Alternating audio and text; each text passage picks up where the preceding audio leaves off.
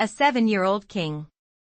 When Athaliah the mother of Ahaziah saw that her son was dead, she proceeded to destroy the whole royal family. But Jehosheba, the daughter of King Jehoram and sister of Ahaziah, took Joash son of Ahaziah and stole him away from among the royal princes, who were about to be murdered.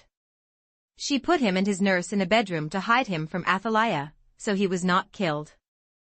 He remained hidden with his nurse at the temple of the Lord for 6 years while Athaliah ruled the land. In the 7th year Jehoiada sent for the commanders of units of 100, the Karites and the guards, and had them brought to him at the temple of the Lord. He made a covenant with them and put them under oath at the temple of the Lord. Then he showed them the king's son.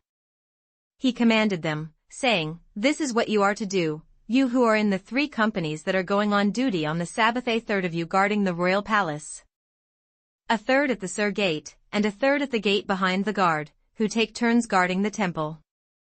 And you who are in the other 2 companies that normally go off Sabbath duty are all to guard the temple for the king.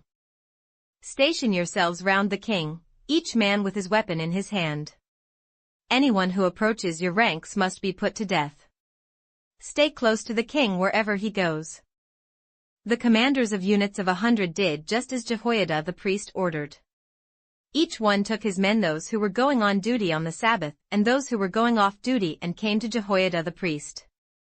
Then he gave the commanders the spears and shields that had belonged to King David and that were in the temple of the Lord. The guards, each with his weapon in his hand, stationed themselves round the king near the altar and the temple, from the south side to the north side of the temple.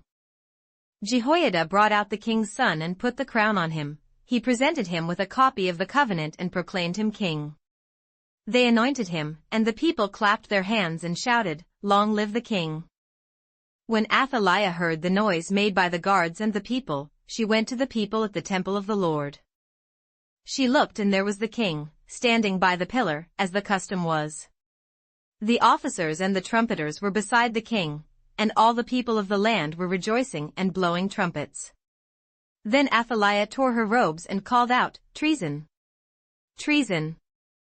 Jehoiada the priest ordered the commanders of units of 100, who were in charge of the troops, "Bring her out between the ranks and put to the sword anyone who follows her."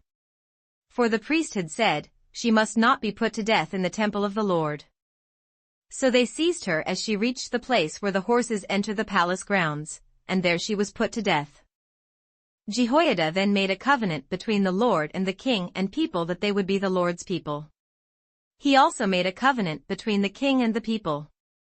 All the people of the land went to the temple of Baal and tore it down. They smashed the altars and idols to pieces and killed Mutton the priest of Baal in front of the altars. Then Jehoiada the priest posted guards at the temple of the Lord.